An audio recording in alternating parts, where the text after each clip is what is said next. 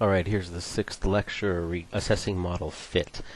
It's important to keep in mind that model fit is completely separate from the model characteristics. Like the number of the coefficient doesn't tell you anything about how well the coefficient fits the data, unless you standardize it and turn it into R and R squared. And that's what we like about them. Let's look at an example of how this works.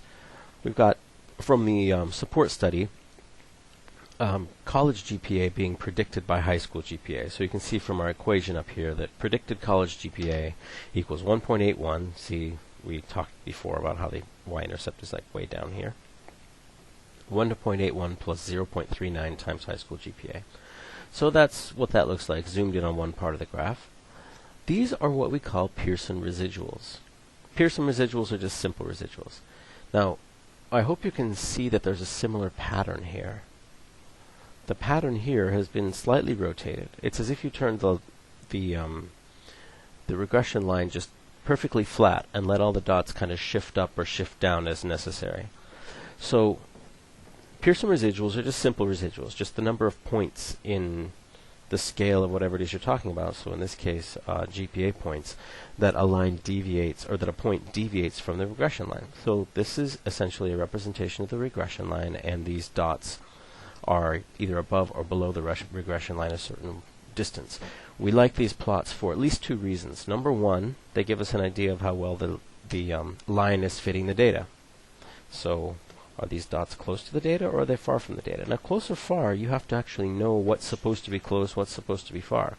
We can get a sense of that. This looks pretty close. This is a GPA difference of like 0.1 or something.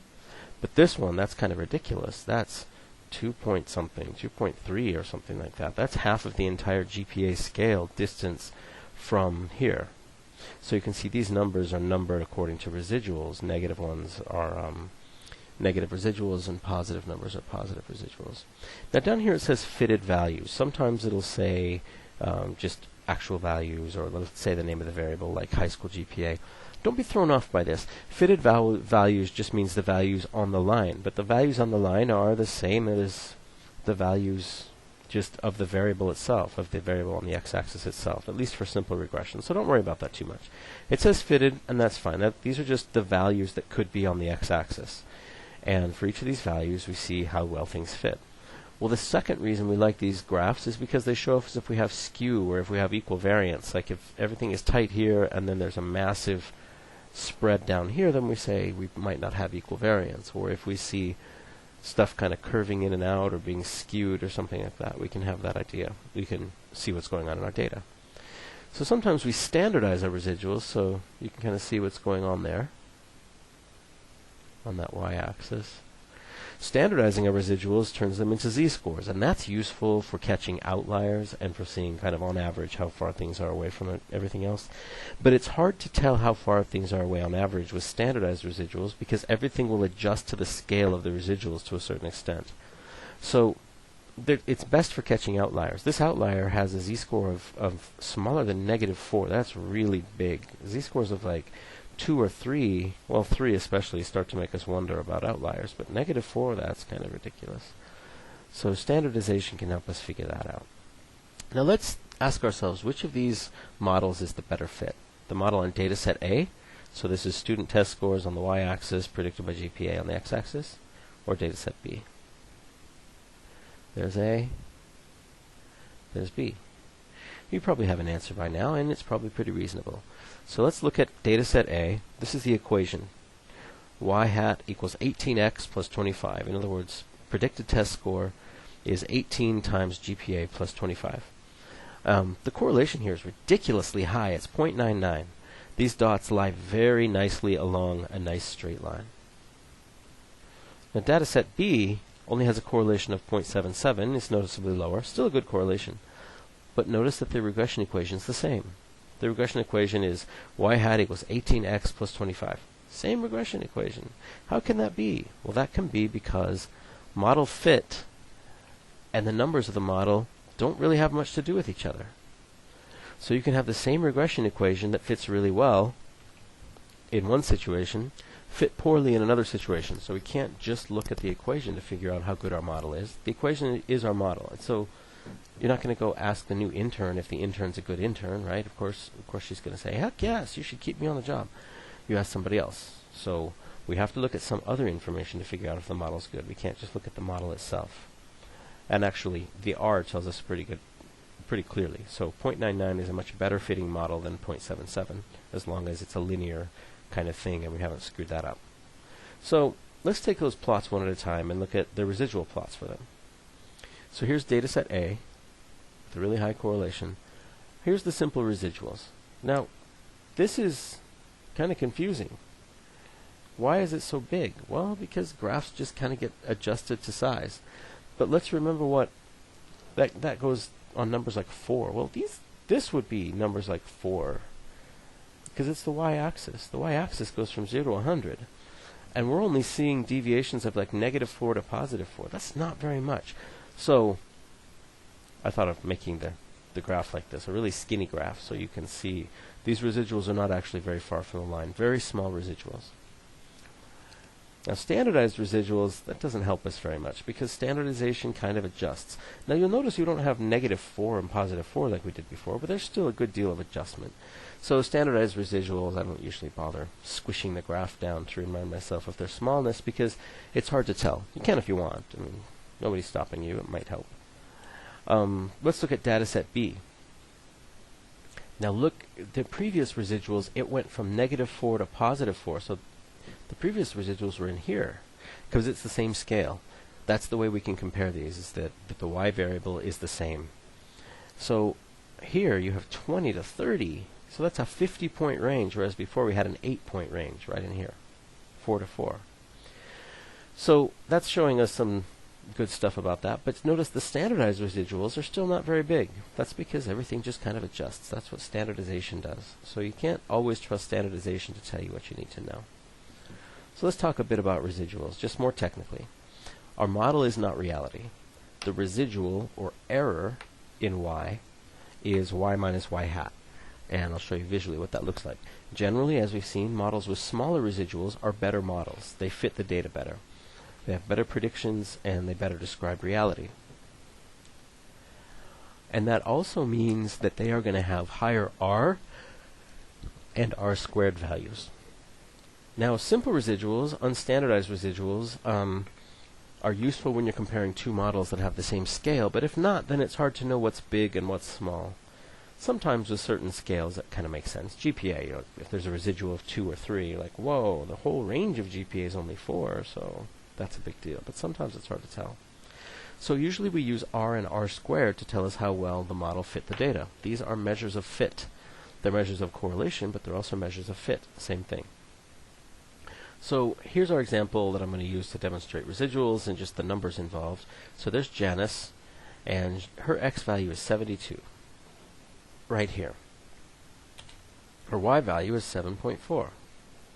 Well, this fit line says that her y value, if anybody who has an x right here, should have a y value, wherever the 72 touches this blue line. So that's her residual. It's a big, big difference. The residual in this case is 5.1 points. It's a lot. That's almost half of the entire range. The whole range is only 12, so 5 is almost half of it. Well, here's Bjorn. I don't know why I was feeling Scandinavian. He has an x value of 117, a very high IQ, but that underpredicts his exam performance. So his residual is negative. His y value is 7.5, but it was predicted by the model to be 8.9. So his residual is negative. It's negative 1.4. So correlation coefficients describe association between two variables. They describe the direction, the strength. They are standardized. You can compare any correlation to any other correlation. For regression analysis, it does the same thing. It describes the association, it describes the direction and the strength, but it does so in natural units, which helps you understand what's going on between the units in a really picky way. Like for every 1 car extra on the freeway, we expect 0.3 hours delay in rush hour or whatever.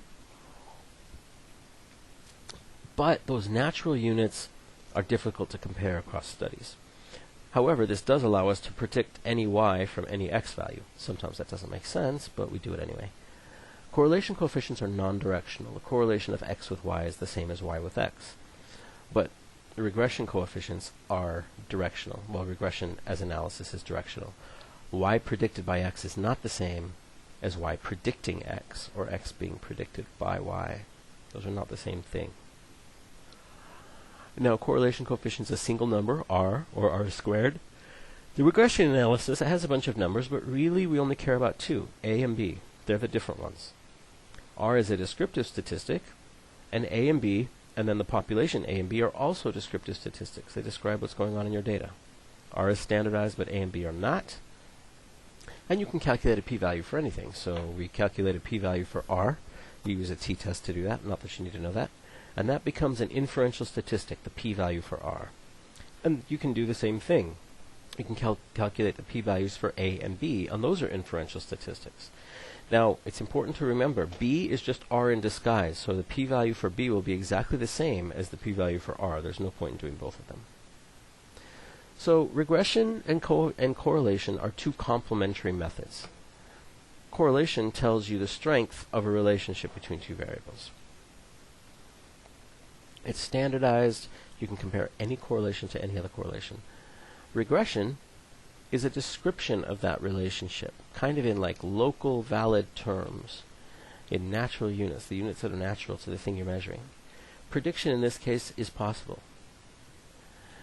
So in this case, for this example, let's say college GPA and ACT math are correlated at 0.26. I think we might have gone through this already. And here's the regression equation.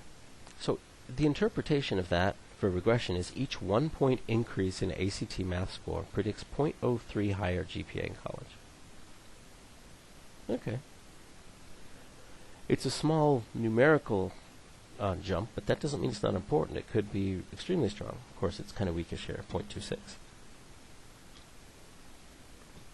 And now we see that income is correlated with father's degree.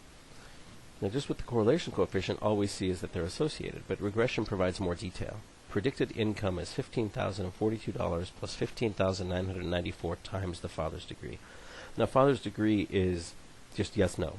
Yes, you have a degree. 0, you don't. So you multiply 15,994 either by 1 or by 0, depending on whether the person's father has a degree or not. Binary predictors, they get weird. So each step up in the father's college degree, in other words, going from no degree to 1 degree, predicts $15,994 more in household income. In other words, we predict people whose fathers have degrees to make about $16,000 more in the household than the families whose fathers don't have degrees. And here's a confusing one. College GPA is correlated with class rank at negative 0.27. What you have to lose is the idea that class rank really matters the way you think it does. Class rank is backwards. So a low rank 1 means you're at the highest rank, right? We say you have a high ranking when technically the number was a low ranking. So the math doesn't know that 1 is supposed to be good. It just says negative correlation. So there you go.